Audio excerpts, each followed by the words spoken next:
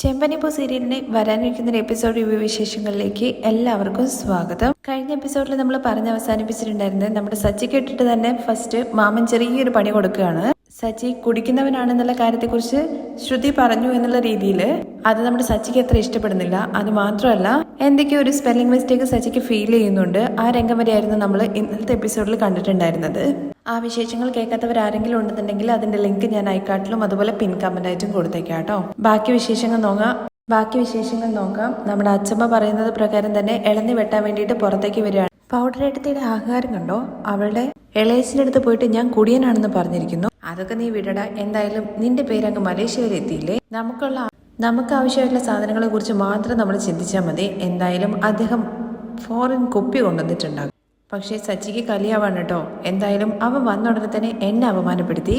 എന്തെങ്കിലും ഒന്ന് ചെയ്യണം. ആദ്യം അദ്ദേഹത്തിന്റെ അടുത്ത് നിന്ന് നമ്മൾ കുപ്പി മേടിക്കണം. എന്നിട്ട് അത് വെച്ച് തന്നെ പുള്ളിക്ക് നമ്മൾ നല്ലൊരു കാര്യം കൊടുക്കണം. അത് ശരിയാണ്. എന്തായാലും അയാളെ കുടിപ്പിച്ചിട്ട് തന്നെ നമ്മൾ പണി കൊടുക്കണം. പിന്നെ അയാളെ കണ്ടു കഴിഞ്ഞാൽ മലേഷ്യയിൽ നിന്ന് വരുന്ന ഒരാളെ പോലെ തോന്നുന്നില്ലല്ലോ. അത് മാത്രമല്ല മൊത്തത്തിൽ എന്തൊക്കെയോ ഒരു മിസ്റ്റേക്ക് ഉണ്ട്. അയാളുടെ സംസാരവും ശരിയല്ല. എന്തായാലും കുടിപ്പിച്ചിട്ട് അയാളെ കൊണ്ട് എല്ലാ സത്യവും പറയിപ്പിക്കണം. അതിന് ആദ്യം നമ്മൾ മദ്യം മേടിക്കണം എന്ന് പറയുകയാണെ മഹേഷ്. ശരി, എല്ലാം റെഡിയാക്കാതെ സച്ചി പ്ലാൻ ചെയ്യാണ്. അത് കഴിഞ്ഞ് ഉള്ളിലാണെന്നുണ്ടെങ്കിൽ ചന്ദ്രമതി ചോദിക്കുന്നുണ്ട്, നിങ്ങൾക്ക് ടീ ആണോ കോഫിയാണോ റെഡിയാക്കേണ്ടത് എന്നുള്ള കാര്യത്തെക്കുറിച്ച്. രണ്ടും റെഡിയാക്കി വെച്ചോളൂ. ആദ്യം ഇളന്നി കുടിച്ചതിന് ശേഷം രണ്ടും കുടിക്കാം. അപ്പോഴേക്കും ശ്രുതി എന്തായാലും ഇളയച്ചിന് ആദ്യം ഒന്ന് വരൂ, നമുക്ക് ഒന്ന് ഫ്രഷപ്പ് ആവാം എന്നുള്ള കാര്യത്തെക്കുറിച്ച് പറയുന്നുണ്ടേ.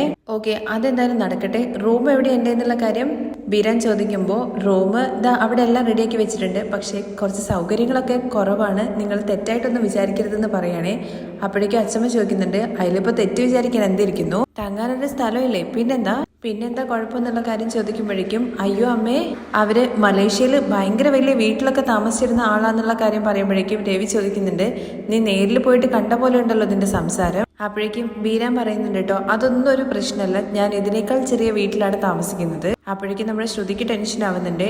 തുടർന്ന് ചന്ദ്രമതി എന്താ പറഞ്ഞെന്നുള്ള കാര്യം ചോദിക്കുമ്പോൾ അല്ല, ഞാൻ ചെറിയ കുട്ടിയായിരിക്കുന്ന സമയത്ത് താമസിച്ചു. അവിടുന്ന് ചിന്ന വീട്ടിൽ നിന്നാണ് ഞങ്ങൾ തുടങ്ങി വലിയതായതെന്നുള്ള കാര്യത്തെക്കുറിച്ച് പറയുകയാണ്. തുടർന്ന് ശ്രുതി, അങ്കിൾ എന്തായാലും വരൂ, ഞങ്ങളുടെ റൂമാണ് നിങ്ങൾക്ക് വേണ്ടി അറേഞ്ച് ചെയ്തിരിക്കുന്നത്, വരൂ എന്ന് പറഞ്ഞിട്ട് കൂട്ടുവാണേ. റൂമിൽ കൊണ്ടുപോയിട്ട് കഥ കടച്ചിട്ട് ബീരാൻ ചോദിക്കുന്നുണ്ട് കേട്ടോ, അല്ല ആരും കട്ടൊന്നും പറഞ്ഞില്ലല്ലോ, എന്താ സീൻ കഴിഞ്ഞോ എന്നുള്ള കാര്യം ചോദിക്കുമ്പോൾ ആദ്യം നിങ്ങൾ ഈ കുട്ടീന്ന് വിളിക്കുന്ന പരിപാടി നിർത്തണം. നിങ്ങളടുത്ത് ഞാൻ പറഞ്ഞു തന്നതൊന്നും പറയാതെ നിങ്ങൾ നിങ്ങളുടെ ഇഷ്ടത്തിന് ഓരോന്ന് പറയുന്നു. അയ്യോ, ചിലതൊക്കെ അങ്ങോട്ട് മാറിപ്പോയി. പക്ഷെ നീ പേടിക്കൊന്നും വേണ്ട, ഡബ്ബിങ്ങിൽ അതെല്ലാം ശരിയാക്കുമല്ലോ. നിങ്ങൾ കൂടുതലായിട്ടൊന്നും ചെയ്യണ്ട. ഇവിടുന്ന് പോകുന്നത് വരെ ഞാൻ പറയുന്ന കഥ എന്ന കാര്യങ്ങൾ മാത്രം പറഞ്ഞാൽ മതി എന്ന് ശ്രുതി പറയാണ്. എന്തായാലും നിങ്ങൾ പെട്ടെന്ന് തന്നെ കുളിച്ച് റെഡി ആയിട്ട് വാ എന്ന് പറയുമ്പോൾ ഞാൻ വരുന്ന വഴിയിൽ പമ്പ് സെറ്റിൽ നിന്ന് കുളിച്ചാന്ന് പറയുന്നുണ്ട്. വഴിയിലൊരു പൈപ്പിന്റെ അവിടെ നിന്ന് കുളിച്ചു എന്നാ പറയുന്നേ. അയ്യോ, ഈ വീട്ടിൽ വന്നിട്ട് കുളിക്കണ്ടേ? ശരിയാ, ഫ്രഷപ്പ് ആവണല്ലോ, പെട്ടെന്ന് തന്നെ കുളിച്ചിട്ട് വാ എന്ന് പറഞ്ഞിട്ട് കരി തുള്ളിയിട്ട് നമ്മുടെ ശ്രുതി അവിടെ നിന്ന് പോവാണേ. അത് കഴിഞ്ഞ് നമ്മുടെ ചന്ദ്രമതിയും അതുപോലെ ശ്രുതിയും വർഷയും കൂടി ചേർന്നിട്ട് ഫുഡൊക്കെ ഉണ്ടാക്കാനുള്ള പരിപാടിയാണ്. അടുക്കളയിൽ നിന്ന് ഓരോ കാര്യങ്ങൾ ചെയ്യുന്നുണ്ട്. എന്തൊക്കെയാണ് നിന്റെ അങ്കിളിന് ഇഷ്ടപ്പെട്ട കാര്യം എന്ന് വെച്ചാൽ പറയൂ, അതുപോലെ നമുക്ക് ഉണ്ടാക്കാന്ന് പറയുമ്പോൾ അവർക്ക് അങ്ങനെയൊന്നുമില്ല. നമ്മൾ എന്താണോ ചെയ്യുന്നത് അത് അവർ കഴിച്ചോളൂ എന്ന് പറയാണ്. എന്തായാലും നിന്റെ അച്ഛനും കൂടി വന്നായിരുന്നെങ്കിൽ നന്നായേനെ. ഇപ്പൊ എന്തായാലും ചെറിയച്ഛൻ വന്നല്ലോ, അതിന്റെ പുറകെ അച്ഛനും വരാൻ വേണ്ടി പോവാണ്. അങ്ങനെ ഇവര് പച്ചക്കറി അരിഞ്ഞോണ്ടിരിക്കുന്ന സമയത്ത് അങ്ങോട്ടേക്ക് അച്ഛമ്മ വരുന്നുണ്ട്. എത്ര നേരമായി പച്ചക്കറി അരിഞ്ഞോണ്ടിരിക്കുന്നത്? രാവിലെ തൊട്ട് വൈകുന്നേരം വരെ പച്ചക്കറി അരിഞ്ഞു കഴിഞ്ഞാൽ എപ്പോഴാ ഭക്ഷണം റെഡിയാവാന്ന് ചോദിക്കുന്നുണ്ടേ. എന്തായാലും രണ്ടുപേര് ചേർന്നിട്ട് വേണ്ടേ അമ്മേ ഇതൊക്കെ ചെയ്യാൻ വേണ്ടിയിട്ട്. അപ്പൊ സമയം എടുക്കുന്നുള്ള കാര്യം പറയണേ. ഓഹോ, അങ്ങനെയാണല്ലേ. അപ്പോ രേവതി ഒറ്റയ്ക്കായിരുന്നല്ലോ എല്ലാ കാര്യവും ചെയ്തുകൊണ്ടിരുന്നത്. എന്നിട്ട് അവള് നന്നായിട്ട് ചെയ്തിട്ടുണ്ടായിരുന്നല്ലോ, അതുകൊണ്ടാണ് അവളടുത്ത് ചെയ്യാൻ വേണ്ടി ഞാൻ പറഞ്ഞതെന്ന് ചന്ദ്രമതി പറയുമ്പോ ആഹാ അങ്ങനെയാണല്ലേ. എന്നാലേ നിങ്ങൾ എത്ര സമയം എടുത്തിട്ടാണോ പച്ചക്കറി വെട്ടുന്നത് അത് പച്ചക്കറി വെട്ടി കഴിഞ്ഞതിന് ശേഷം ഉണ്ടാക്കിയാൽ മതി നിങ്ങൾ തന്നെ. ഇത് കേൾക്കുമ്പോൾ ഇങ്ങനെ അമ്പരന്ന് നിൽക്കുവാണേ ശ്രുതിയും അതുപോലെ വർഷയും. അത് കഴിഞ്ഞ് വർഷ പറയുന്നുണ്ട്, ആന്റി എനിക്കിതൊന്നും വെട്ടി ശരിയാവുന്നില്ല, എനിക്ക് ഉറക്കം വരുന്നുണ്ട്, ഞാൻ പോയി കിടക്കട്ടെ എന്നുള്ള കാര്യം ചോദിക്കുമ്പോഴേക്കും അല്ല, ഈ പെൺകുട്ടികൾ പകലുറങ്ങുന്നത് അത്ര നല്ല ശീലമല്ല. അപ്പോൾ അച്ഛമ്മേ പകല് ആണുങ്ങൾക്ക് കിടന്നുറങ്ങാൻ വേണ്ടി പറ്റുമെന്ന് ചോദിക്കുമ്പോൾ ആരാണെങ്കിലും പകൽ കിടന്നുറങ്ങാൻ പാടില്ല, വേഗം പണി ചെയ്യാൻ നോക്കുമെന്ന് പറയണേ വർഷയുടെ അടുത്ത്. അയ്യോ അച്ഛമ്മേ ഇതൊന്നും വേണ്ട, ഇതൊക്കെ ഭയങ്കര ഡേഞ്ചറാണ്, ഇന്നലെ കൈ മുറിഞ്ഞില്ലേ എന്നുള്ള കാര്യം പറയുമ്പോൾ അങ്ങനെ മുറിഞ്ഞിട്ടൊക്കെ തന്നെയാണ് ജോലി ചെയ്ത് പഠിക്കുക, പെട്ടെന്ന് തന്നെ ജോലി ചെയ്യാൻ നോക്ക്. അതിനമ്മേ ഞാൻ ജോലി ചെയ്യുന്നുണ്ടല്ലോ, അവള് പോയിട്ട് റെസ്റ്റ് എടുക്കട്ടെ എന്നുള്ള കാര്യം വർഷയെ കുറിച്ചിട്ട് ചന്ദ്രമതി പറയുമ്പോൾ അതൊന്നും വേണ്ട, അവള് ജോലി ചെയ്യട്ടെ. അപ്പോഴേക്കും രേവതി ചോദിക്കുന്നുണ്ട്, അച്ഛമ്മയ്ക്ക് ടീ കോഫി എന്തെങ്കിലും വേണോ എന്നുള്ള കാര്യം. അതൊന്നും വേണ്ട, എന്തെങ്കിലും വേണമെന്നുണ്ടെങ്കിൽ ചന്ദ്ര ചെയ്തു തന്നോളൂ. അതിനിടയ്ക്ക് നമ്മുടെ വർഷയാണെന്നുണ്ടെങ്കിൽ കത്തി എടുത്തിട്ട് എന്തോ ചെയ്യുന്ന സമയത്ത് കത്തി അങ്ങ് തെറിച്ചു പോവുകയാണേ. പക്ഷേ നീ കത്തി എടുക്കുന്നത് നിനക്കും നല്ലതല്ല, ഞങ്ങൾക്കും നല്ലതല്ല. നീ ആ കറിവേപ്പിലൊക്കെ ഇങ്ങനെ കിള്ളിയിട്ടാൽ മതി. ആൻറ്റി, ഈ കറിവേപ്പില കൊണ്ട് എന്തെല്ലാം ബെനിഫിറ്റാണ് ഉള്ളതെന്നുള്ള കാര്യം ചന്ദ്രടുത്ത് ചോദിക്കുമ്പോഴേക്കും നമ്മുടെ അച്ഛമ്മ പറയുന്നുണ്ട് കേട്ടോ, കറിവേപ്പിൻ്റെ എല്ലാം മുടിക്ക് നല്ലതാണ്, വെളുത്തിരിക്കുന്ന മുടി വരെ കറക്കും. ഓക്കെ ആൻറ്റി, അങ്ങനെയാണെന്നുണ്ടെങ്കിൽ ആൻറ്റി ഇത് കുറച്ച് കഴിച്ചോ. ആൻറ്റിക്കാണ് ഇപ്പോൾ ഗ്രേ ഹെയർ വന്നിരിക്കുന്നത്. അയ്യോ, ആർക്ക്? എനിക്കോ? എനിക്കങ്ങനെ മുടിയൊന്നുമില്ല. ഇനിയിപ്പോൾ എവിടെയെങ്കിലും ഒന്നൊക്കെ ഉണ്ടെങ്കിലും അത് ഓമന നരയാന്ന് പറയാനേ, എനിക്കത്ര വയസ്സൊന്നും തോന്നില്ല. അപ്പോഴേക്കും ശ്രുതി ഒന്ന് പൊക്കുന്ന രീതി പറയുന്നുണ്ട്, ഇല്ല ആൻറ്റി, ആൻറ്റിക്ക് അത്ര വയസ്സൊന്നുമില്ല, ആൻറ്റി ഇപ്പോഴും യങ്ങായിട്ടായിരിക്കുന്നത്. അതെ അതെ, ഞാനിപ്പോൾ സുധിയുടെയും അതുപോലെ തന്നെ ശ്രീകാന്തിൻ്റെ ഒക്കെ കൂടെ പുറത്തു പോവുകയാണെന്നുണ്ടെങ്കിൽ അവരുടെ ചേച്ചിയാണോ എന്നുള്ള കാര്യമാണ് എല്ലാവരും ചോദിക്കാറ്. ഭാഗ്യം, അനിയത്തിയാണെന്നുള്ള കാര്യം ചോദിച്ചില്ലല്ലോ എന്നുള്ള കാര്യം പറയുകയാണെങ്കിൽ അപ്പോഴേക്കും എല്ലാവരും ചിരിക്കുന്നുണ്ട്. രേവതി ചിരിക്കുന്ന കാണുമ്പോഴേക്കും ചന്ദ്രമതി കണ്ണുരുട്ടി പേടിപ്പിക്കുന്നുണ്ട് കേട്ടോ. തുടർന്ന് അങ്ങോട്ടേക്ക് ശ്രീകാന്തും അതുപോലെ സുധിയും രവിയും കൂടി വരുന്നുണ്ട് കേട്ടോ. ചന്ദ്രേ, ഞാൻ എന്തെങ്കിലും ഹെൽപ്പ് ചെയ്യണോ എന്നുള്ള കാര്യത്തെക്കുറിച്ച് ചോദിക്കുമ്പോഴേക്കും തേങ്ങ എടുത്തിട്ട് ചിലവാൻ കൊടുക്കുകയാണ് കേട്ടോ ചന്ദ്ര. എന്തിനാണ് നീ അതൊക്കെ ചെയ്യുന്നതെന്നുള്ള കാര്യം ചോദിക്കുമ്പോൾ അമ്മ എത്ര നേരം വെച്ചിട്ടാണ് ഇങ്ങനെ ചുമ്മാ ഇരിക്കുക, എന്തെങ്കിലും ചെയ്യാന്ന് പറയാണ്. സുധി ആണെങ്കിൽ ഒന്നും മിണ്ടാതെ പോയിട്ട് കസേരയിലിരിക്കുന്നുണ്ട്. പക്ഷെ ശ്രീകാന്ത് നേരെ വർഷക്കരികിലേക്ക് ചെന്നിട്ട് ഞാൻ ചെയ്യാം എന്നുള്ള കാര്യം പറയുകയാണെ. എടാ, നീ ഒന്നും ചെയ്യണ്ട, അതൊക്കെ അവള് ചെയ്തോളൂന്ന് അച്ഛമ്മ പറയുന്നുണ്ട്. അപ്പോഴേക്കും സുധി അവൻ തൊഴിൽ ഭക്തി കാണിക്കുകയാണെന്നുള്ള കാര്യം പറയുകയാണേ. ഇത് കേട്ട ഉടനെ തന്നെ ശ്രീകാന്ത് പറയുന്നുണ്ട്, എനിക്ക് തൊഴിലെന്ന് പറയുന്ന ഒരു കാര്യമുണ്ട്. അപ്പോഴേക്കും സുധിയുടെ വായ അടയുന്നുണ്ട് കേട്ടോ. അപ്പോഴേക്കും നമ്മുടെ അച്ഛൻ വയ്ക്കുന്നുണ്ട്, ആഹാ, നീ ജോലിക്കാന്ന് പറഞ്ഞിട്ട് ഏതോ പാർക്കിൽ പോയി കിടന്ന കാര്യമൊക്കെ ഞാൻ അറിഞ്ഞല്ലോ. അത് അച്ഛമ്മ എന്നൊക്കെ പറയുമ്പോഴേക്കും ചന്ദ്രമതിയുടെ അടുത്ത് കണ്ണുകൊണ്ട് ആക്ഷൻ കാണിക്കുകയാണേ. അപ്പോഴേക്കും ചന്ദ്രമതി മോനെ സപ്പോർട്ട് ചെയ്യാണ്. അതൊക്കെ അമ്മയും ജോലി അവന് കിട്ടും, ഇപ്പൊ എന്തിനാ അതിനെക്കുറിച്ചൊക്കെ പറയുന്നേ? എന്തായാലും ശ്രുതിയുടെ ഇളയച്ചന് അതിനെ കുറിച്ചിട്ടൊന്നും അറിയണ്ട, അവരെന്താ വിചാരിക്കുക. അത് കഴിഞ്ഞ് അച്ഛമ്മ പറയുന്നുണ്ട്, എടാ, ജോലിക്ക് പോകുന്നതാണ് പുരുഷ ലക്ഷണം, അല്ലാതെ ഇങ്ങനെ ചുറ്റിക്കറങ്ങി നടക്കരുതെന്ന്. ഇരിഞ്ഞ ചിരിയായിട്ട് നമ്മുടെ ശ്രുതി എന്ന് പറയുന്നുണ്ട് കേട്ടോ. അപ്പോഴേക്കും നമ്മുടെ ബീരം പുറത്തേക്ക് വരുന്നുണ്ട് കേട്ടോ. ഓഹോ, ഭക്ഷണത്തിന്റെ കാര്യങ്ങളൊക്കെ നടന്നുകൊണ്ടിരിക്കുകയാണല്ലോ. അയ്യോ, ഇതെന്താ രവിയേട്ടൻ തേങ്ങ ചെരുവുന്ന എന്നുള്ള കാര്യം ചോദിക്കുകയാണേ. നമ്മുടെ വീട്ടിലെ ജോലിയല്ലേ, അപ്പൊ നമുക്കും ചെയ്യാലോ. ഓഹോ, അപ്പൊ ഇതാണല്ലേ ശ്രുതിയുടെ അച്ഛന് ജോലി, അതിനെക്കുറിച്ച് ശ്രുതി ഒന്നും പറഞ്ഞില്ലല്ലോ എന്ന് ബീരൻ ചോദിക്കുമ്പോൾ, അങ്ങനെയൊന്നുമല്ല, എൻ്റെ മകൻ KSRTCയിലെ ബസ്സിലെ ഡ്രൈവറായിരുന്നു. അപ്പോഴേക്കും നമ്മുടെ സച്ചി അങ്ങോട്ടേക്ക് വരുന്നുണ്ട്. ഓ, ഡ്രൈവറോ എന്നുള്ള കാര്യം ചോദിക്കുമ്പോൾ അതെന്താ ഡ്രൈവറോ എന്നുള്ളൊരു ചോദ്യം. അങ്ങനെ എല്ലാവരും ഒന്ന് സൈലന്റ് ആവുന്നുണ്ട്. പക്ഷെ ബീരൻ അഡ്ജസ്റ്റ് ചെയ്യാൻ വേണ്ടിയിട്ട് പറയുന്നുണ്ട്, ഏയ് അങ്ങനെയൊന്നുമല്ല, അതും നല്ല ജോലിയാണ്. അങ്ങനെ രവിയോട് തേങ്ങ ചുരണ്ടിക്കൊണ്ടിരിക്കുന്ന സമയത്ത് സച്ചി പറയുന്നുണ്ട്, അച്ഛൻ ഞാൻ ചെയ്യാ എന്നുള്ള കാര്യം. വേണ്ടടാ, ഇത് ഞാൻ ചെയ്തോളാം. അച്ഛൻ എന്തായാലും സൂക്ഷിച്ച് ചെയ്യേ. അച്ഛൻ തേങ്ങ ചെലവിക്കൊണ്ടിരിക്കുമ്പോൾ ആരെങ്കിലും അച്ഛനിട്ടിട്ട് പണിയാൻ വേണ്ടി വന്നു കഴിഞ്ഞാൽ ഞാൻ അവരെ ചുരണ്ടു. ഇത് കേൾക്കുന്ന സമയത്ത് ബീര മനസ്സിൽ വിചാരിക്കുന്നുണ്ട്, എന്തായാലും ഈ കുട്ടി പറഞ്ഞത് ശരി തന്നെയാണ്, ഇവൻ കുറച്ച് പ്രശ്നക്കാരൻ തന്നെയാണ്, എന്തായാലും ഇവന്റെ അടുത്ത് കുറച്ച് ഉഷാറായിട്ട് നിൽക്കണം. അങ്ങനെ സച്ചി, നീ എന്തായാലും നന്നായിട്ട് സംസാരിക്കുന്നുണ്ട്, എന്തായാലും ഇങ്ങനെ തന്നെ ആവണം. ഓക്കെ സച്ചി, നീ എന്ത് ജോലിയാണ് ചെയ്യുന്നതെന്നുള്ള കാര്യം ബീരൻ ചോദിക്കുമ്പോൾ, ഞാൻ കാർ ഡ്രൈവറാണ്. ഓ, ഡ്രൈവർ ആണോ എന്ന് ചോദിക്കുകയാണേ. ഞങ്ങൾ ജോലി ചെയ്യുന്നൊക്കെ ഇരിക്കട്ടെ, നിങ്ങളുടെ മരുമോൻ എന്താ ജോലി ചെയ്യുന്നതെന്ന കാര്യം ചോദിച്ചിട്ടുണ്ടോ? അപ്പോഴേക്കും ശ്രുതിക്കൊന്നും പറയാനില്ലല്ലോ. അമ്മ എന്തെങ്കിലും പറഞ്ഞ് അഡ്ജസ്റ്റ് ചെയ്യുന്നുള്ള രീതി ചന്ദ്രമതിക്ക് ആക്ഷൻ കാണിക്കുന്നുണ്ട്. ചന്ദ്രമതിയാണെന്നുണ്ടെങ്കിൽ ചുമ്മാ ഇരിക്കട, ഇപ്പം എന്തിനാ ഇതിനെക്കുറിച്ചൊക്കെ സംസാരിക്കുന്നത്, നിങ്ങൾ എന്തായാലും പോയിട്ട് ഉള്ള റെസ്റ്റ് എടുത്തോളൂ എന്ന് പറഞ്ഞിട്ട് അദ്ദേഹത്തെ പറഞ്ഞു വിടാൻ വേണ്ടി പോകുമ്പോൾ ചന്ദ്രമതിയുടെ അടുത്ത് ബീരാൻ ചോദിക്കുന്നുണ്ട്, അല്ല എന്താ ഇങ്ങനെ വെട്ടിക്കൊണ്ടിരിക്കുന്നത്, നിങ്ങളെ ഇങ്ങനെ വെട്ടിക്കഴിഞ്ഞ് കഴിഞ്ഞാൽ നിങ്ങൾക്ക് രാത്രി ഭക്ഷണം ഉണ്ടാക്കാൻ വേണ്ടി പറ്റുള്ളൂ, തരും ഞാൻ വെട്ടിത്തരാം എന്ന് പറയണേ. അപ്പോഴേക്കും നമ്മുടെ ശ്രുതിയുടെ കൈയും കാലൊക്കെ വിറയ്ക്കുന്നുണ്ട്. അയ്യോ, എന്തിനാ ഞങ്ങളുടെ വീട്ടിലെ ജോലിയൊക്കെ നിങ്ങൾ ചെയ്യുന്നതെന്ന് ചോദിക്കുമ്പോൾ, അതൊന്നും ഒരു പ്രശ്നമല്ല, ഞാൻ ചെയ്തോളാം എന്ന് പറയണേ. അയ്യോ അങ്കിൾ വേണ്ട എന്ന് ശ്രുതി പറയുമ്പോഴേക്കും, ഇങ്ങനെ എന്താ പറയുന്നത്, ഇത് നമ്മുടെ വീട് പോലെ തന്നെയല്ലേ, നമ്മളല്ലേ ജോലി ചെയ്യേണ്ടതെന്ന് പറഞ്ഞിട്ട് അങ്ങ് പച്ചക്കറി അരിയാൻ വേണ്ടിയിട്ട് ഇരിക്കുവാണ് കേട്ടോ. പച്ചക്കറി വെട്ടുന്നതിന് മുമ്പായിട്ട് തന്നെ ആദ്യം ഇറച്ചി വെട്ടുന്നതിന് മുമ്പ് ഇങ്ങനെ കത്തി തേക്കില്ലോ, അതുപോലെ തേക്കുന്നുണ്ട്.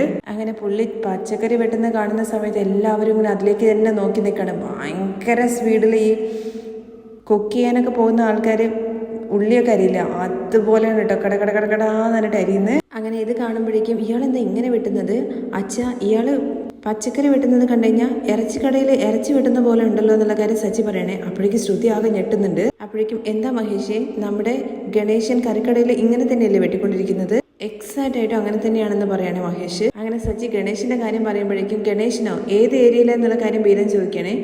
അതിൻ്റെ ഇടയ്ക്ക് ശ്രുതി അങ്കിൾ എന്ന് പറഞ്ഞിട്ട് ഒറ്റ വിളിയാണ്. അപ്പോഴേക്കാണ് പിന്നെ അങ്കിള് നോർമൽ ആകുന്നുണ്ട്. മനുഷ്യരെല്ലാം ഈ സ്റ്റൈലിലാണ് വെജിറ്റബിൾസ് കട്ട് ചെയ്യുക. അങ്ങനെ ചന്ദ്രമതി പറയുന്നുണ്ട്, ഞങ്ങളുടെ നാട്ടിലൊന്നും ആണുങ്ങളാരും ഇങ്ങനെ കറിക്ക് വെട്ടൊന്നുമില്ല എന്നുള്ള കാര്യത്തെക്കുറിച്ച്. അപ്പോഴേക്കും അമ്മ ഞാൻ ചെയ്യുന്നുണ്ടല്ലോ എന്ന് ശ്രീകാന്ത് ചോദിക്കുമ്പോൾ അത് നിന്റെ ജോലിയല്ലേടാ, നമ്മുടെ വീട്ടിൽ ഇങ്ങനെ വേറെ ആരാ ചെയ്തിട്ടുള്ളത്? കണ്ടില്ലേ ഇവര് എന്ത് നന്നായിട്ടാ വെട്ടുന്നത് എന്നുള്ള കാര്യം, അതും എന്ത് കലാപരമായിട്ട് വെട്ടുന്ന രീതിയിൽ. ഇത് കേൾക്കുമ്പോഴേക്കും ബീരാൻ താങ്ക് യു എന്നൊക്കെ പറയുന്നുണ്ട്. അച്ഛൻ എത്ര തവണ വീട്ടിൽ ജോലി ചെയ്തിട്ടുണ്ട്, അച്ഛനെ ഇതുവരെ എപ്പോഴെങ്കിലും അമ്മ ഇങ്ങനെ പുകഴ്ത്തിയിട്ടുണ്ടോ? അതാണോടാ ഇപ്പൊ പ്രധാനം, നീ അങ്ങോട്ട് നോക്കുമെന്ന് പറയണേ. അത് കഴിഞ്ഞ് സച്ചി ഇവര് പച്ചക്കറി അരിയുന്ന സ്റ്റൈല് കണ്ടു കഴിഞ്ഞാൽ ഈ ഒരു ഇതിൽ നല്ല എക്സ്പീരിയൻസ് ഉള്ള പോലെ ഉണ്ടല്ലോ, വർഷങ്ങളായിട്ടുള്ള. അത് കഴിഞ്ഞ് ശ്രുതിക്ക് എങ്ങനെയെങ്കിലും അയാൾ അവിടെ നിന്ന് പൊക്കിക്കൊണ്ട് പോകണല്ലോ. അങ്കിള് ചൂടായിട്ട് വെള്ളം ചോദിച്ചിട്ടുണ്ടായിരുന്നല്ലോ.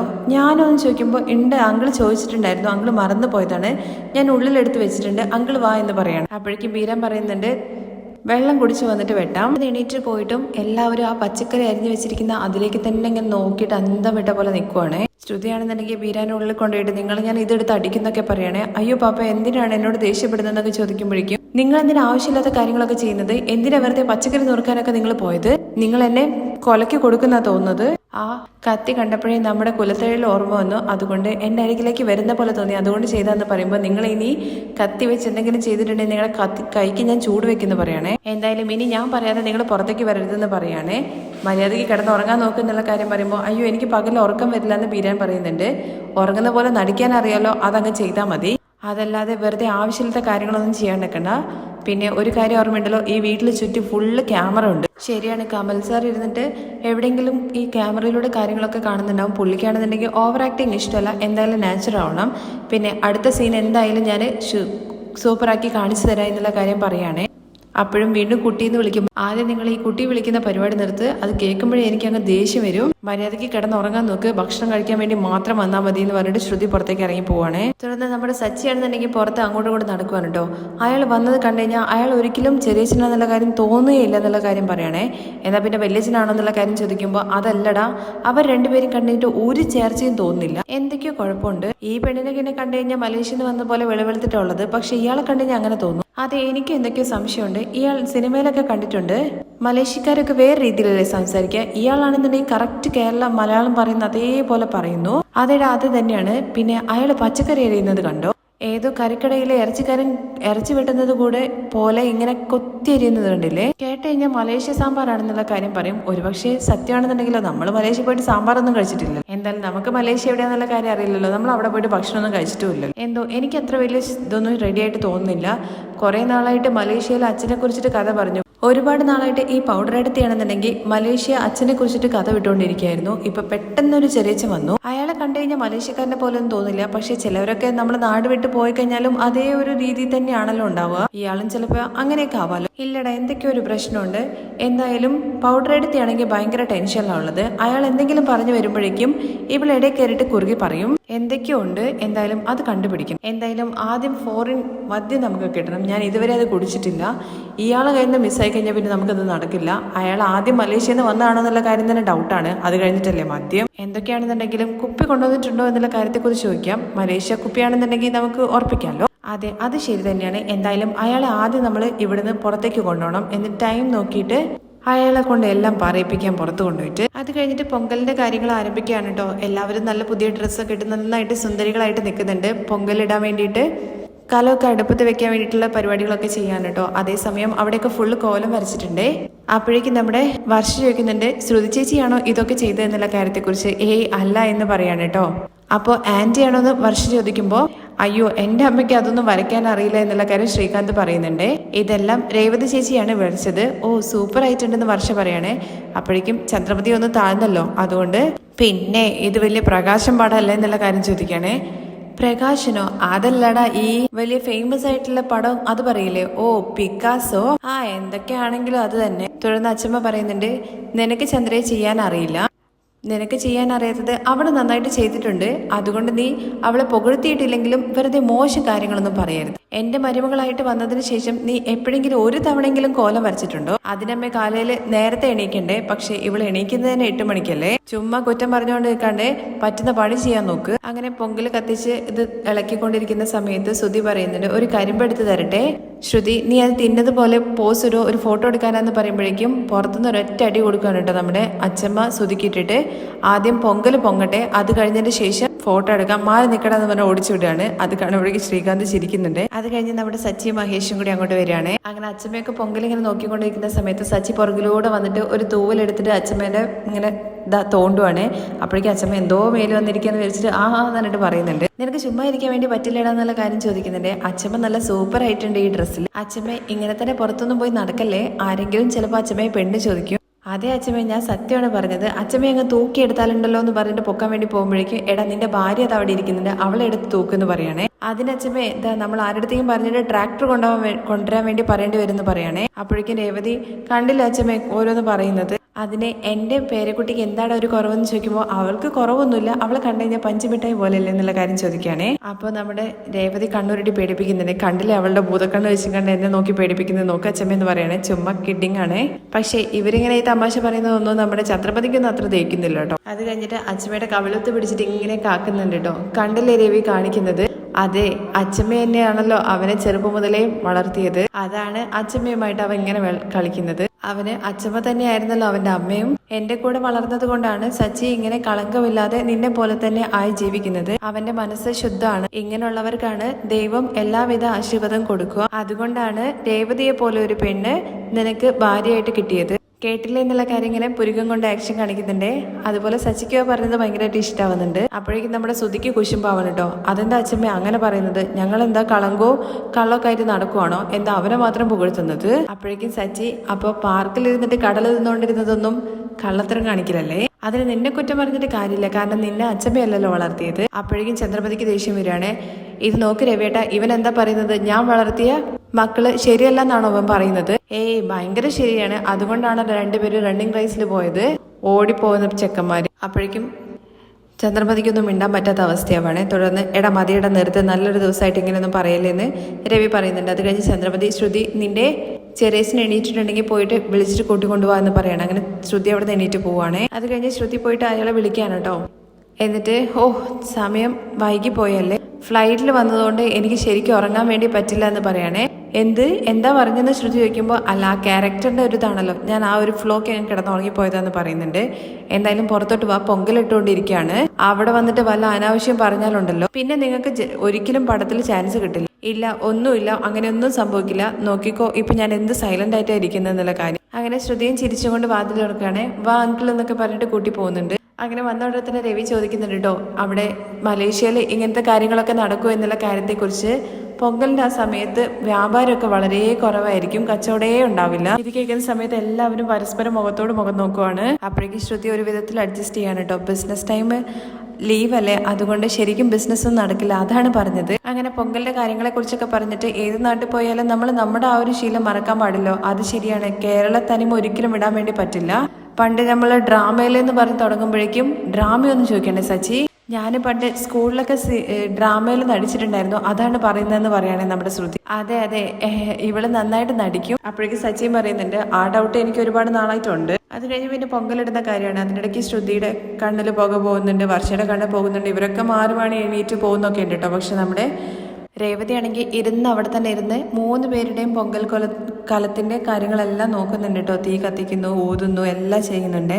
അങ്ങനെ രേവതി ചെയ്യുന്നത് കാണുമ്പോൾ സച്ചി പറയുന്നുണ്ട്, കണ്ടില്ലേ അച്ഛമ്മേ, രേവതി കറക്റ്റായിട്ട് ഊതി കത്തിച്ചത്.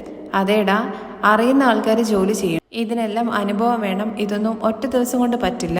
രേവതിയും പട്ടണത്തിലൊക്കെ വളർന്ന പെൺകുട്ടി തന്നെയാണ്, പക്ഷെ എങ്കിലും അവളെല്ലാം ചെയ്യുന്നു. പഠിച്ചാൽ മാത്രം പോരാ, എല്ലാം മനസ്സിലാക്കി വെക്കണം. ഇത് കേൾക്കുമ്പോൾ ശ്രുതിയും വർഷയും ഇങ്ങനെ പരസ്പരം നോക്കുന്നുണ്ട് കേട്ടോ. രണ്ടുപേർക്ക് ഇട്ടിട്ടാണ് അച്ഛമ്മ ചെറിയ പണി കൊടുത്തത്. അതെ അമ്മേ, ഇപ്പോഴത്തെ കാലത്ത് അടുപ്പൊന്നുമില്ലല്ലോ, എല്ലായിടത്തും മൈക്രോ ഓവൻ, ഗ്യാസ് എന്നിലേക്ക് മാറിയില്ലേ. അതുകൊണ്ടാണ് ഇപ്പൊ കാലത്ത് അസുഖങ്ങൾ കൂടുതലായിട്ട് വരുന്നത്. പണ്ടത്തെ കാലത്തൊന്നും ഒരിക്കലും നെഞ്ചുവേദനയൊന്നും കുട്ടികൾക്ക് വരില്ലായിരുന്നു. കാരണം എന്താന്ന് വെച്ചാൽ അടുപ്പിൽ ഊതിയിട്ടല്ലേ കത്തിക്കുന്നത്. നമ്മുടെ ശരീരമാണെന്നുണ്ടെങ്കിൽ നന്നായിട്ട് ആരോഗ്യത്തിലോട് കൂടി നിൽക്കും. അങ്ങനെ പൊങ്കൽ ഇങ്ങനെ തിളച്ച് പൊന്നുന്ന സമയത്ത് പൊങ്കലോ പൊങ്കൽ പൊങ്കലോ പൊങ്കൽ എന്ന് പറഞ്ഞിട്ട് എല്ലാവരും ഇങ്ങനെ പറയുന്നൊക്കെ ഉണ്ട് കേട്ടോ. അങ്ങനെ എല്ലാവരും പൊങ്കലിന്റെ പ്രസാദം കഴിച്ചുകൊണ്ടിരിക്കുകയാണ് കേട്ടോ. ആ സമയത്ത് ബീരാന് കുറച്ചും കൂടി വെച്ചു കൊടുക്കാൻ വേണ്ടിയിട്ട് ചന്ദ്ര പറയുന്നുണ്ട്, അയ്യോ വേണ്ട എന്തായാലും നന്നായിട്ടുണ്ട്, ചോരക്കരൾ മാതിരി സോഫ്റ്റ് ആയിട്ട് ഇരിക്കുന്നു എന്ന് പറയണേ. അപ്പൊ എല്ലാവരും ഇങ്ങനെ നോക്കുന്നുണ്ട്. ഇതിന്റെ കൂടെ ഒരു മട്ടൻ ചുക്കയും കൂടി ഉണ്ടായിരുന്നെങ്കിൽ സൂപ്പർ ടേസ്റ്റ് ആവുന്നൊക്കെ പറയണേ. ഇത് കേട്ടിട്ട് എല്ലാവർക്കും ഇങ്ങനെ മുഖം എന്തോ പോലെ ആവുന്നുണ്ട് കേട്ടോ. അപ്പോഴേക്കും മഹേഷ് ചോദിക്കുന്നുണ്ട്, ചക്കര പൊങ്കലിന് മട്ടൻ ചുക്കായോ, അതെന്ത് കോമ്പിനേഷനാ? തെറ്റായിട്ടുള്ള കോമ്പിനേഷൻ ആണല്ലോ എന്ന് പാറോമയും പറയണേ. അപ്പോഴേക്കും ശ്രുതി